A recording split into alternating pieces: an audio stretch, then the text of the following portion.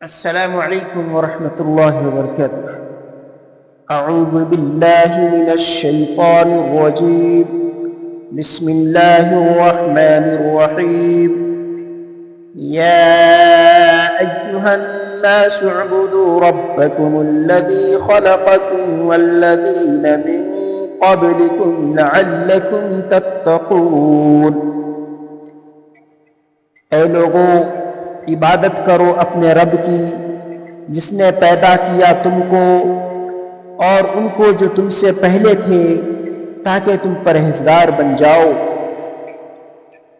الذي جعل لكم الأرض فراشا والسماء بناء وأنزل من السماء ماء فأخرج به من الثمرات رزقا لكم فلا تجعلوا لله أندادا وأنتم تعلمون.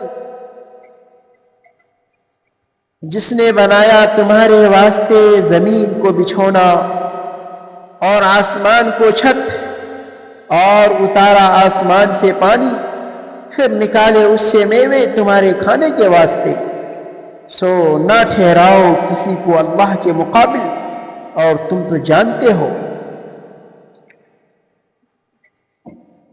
حضرات،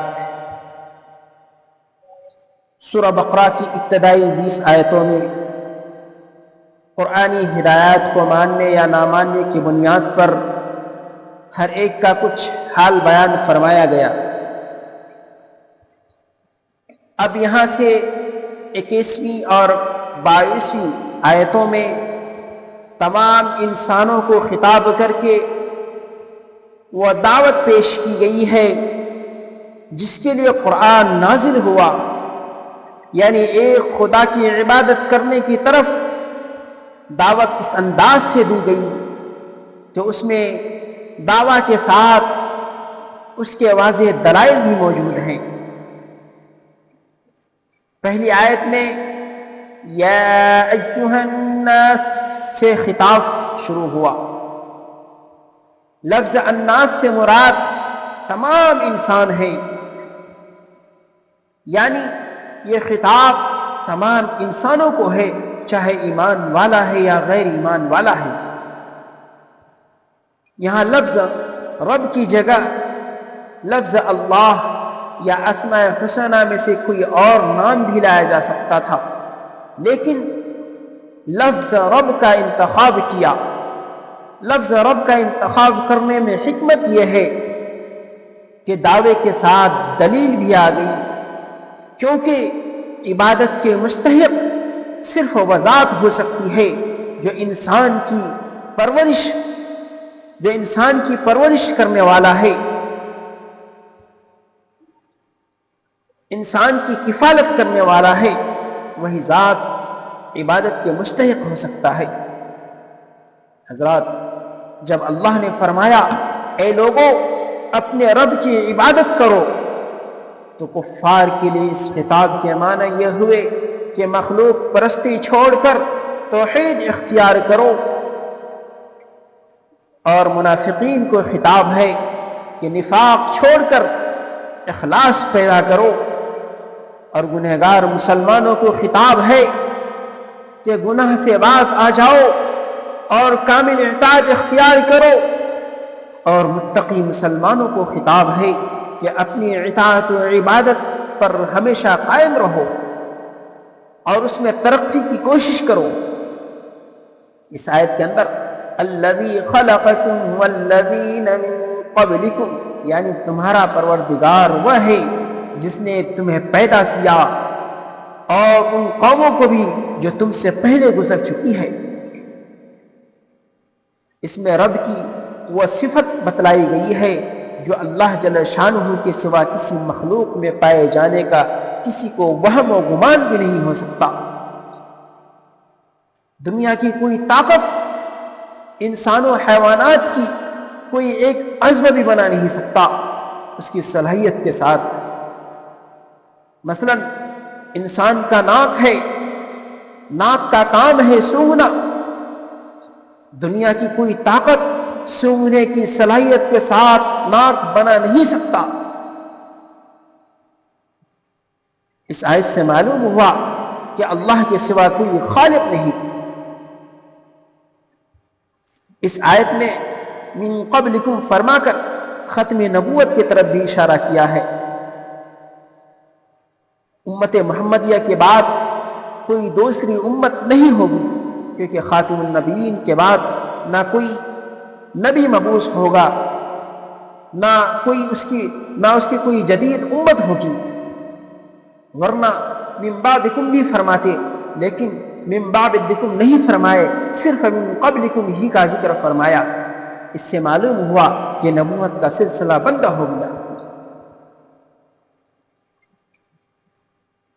حضرات، دوسری آیت میں رب کی دوسری صفات کا بیان اس طرح فرمایا، یعنی رب وہ ذات ہے جس نے بنایا تمہارے لیے زمین کو فرش، بچھونا، اور آسمان کو چھت، اور برسایا آسمان سے پانی، پھر اس پانی کے ذریعے پردے عدم سے نکالی پھلوں کی غذا تمہارے واسطے۔ پہلی آیت میں ان انعامات کا ذکر تھا جو انسان کے ذات سے متعلق ہے، اور اس آیت میں ان انعامات کا ذکر ہے جو انسان کے ضروریات سے متعلق ہے۔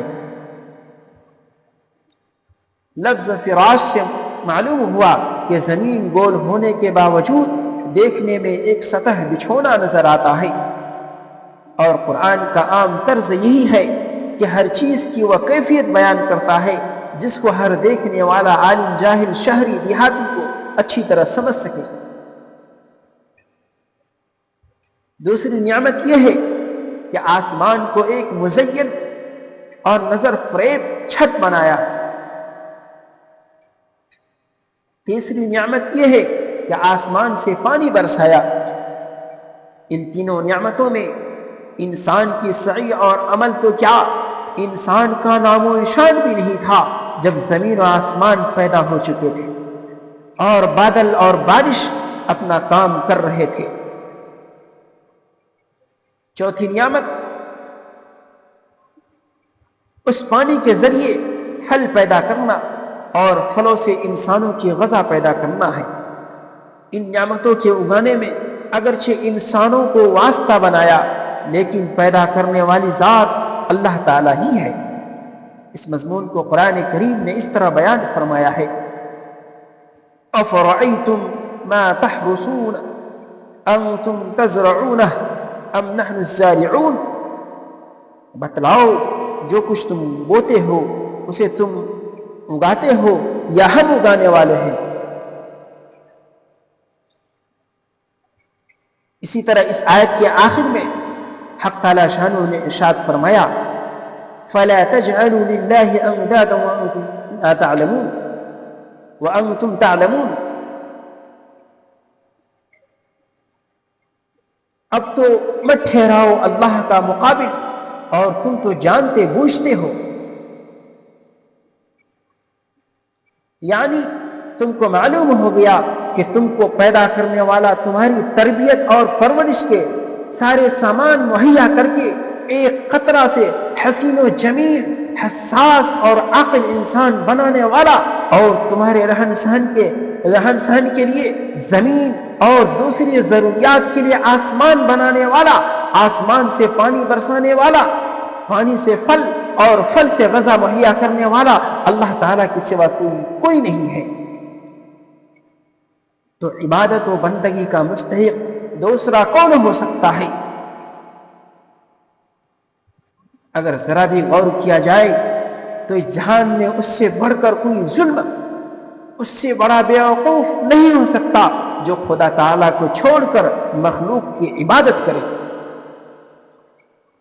خلاصہ کلام یہ ہے کہ ان دونوں آیتوں میں اس چیز کی دعوت دی گئی ہے جو تمام آسمانی کتابوں اور تمام انبیاء کے بھیجنے کے اصل مقصد ہے، یعنی صرف ایک خدا کی عبادت و بندگی جس کا نام توحید ہے۔ اس آیت میں خلاصہ کلام یہ ہے کہ اللہ تبارک و تعالیٰ نے اس آیت کے اندر اپنی وحدانیت کو ثابت کیا ہے، اپنی توحید کو بیان کیا ہے۔ بس انہی کلمات پر آج کا موضوع ختم کرتا ہوں۔ انشاءاللہ کل کے سبق میں اگلی آیت کی تفصیل کی جائے گی، اور توحید کے بعد اس آیت میں رسالت کا بیان ہوگا، انشاءاللہ اس کو بیان کی جائے گی۔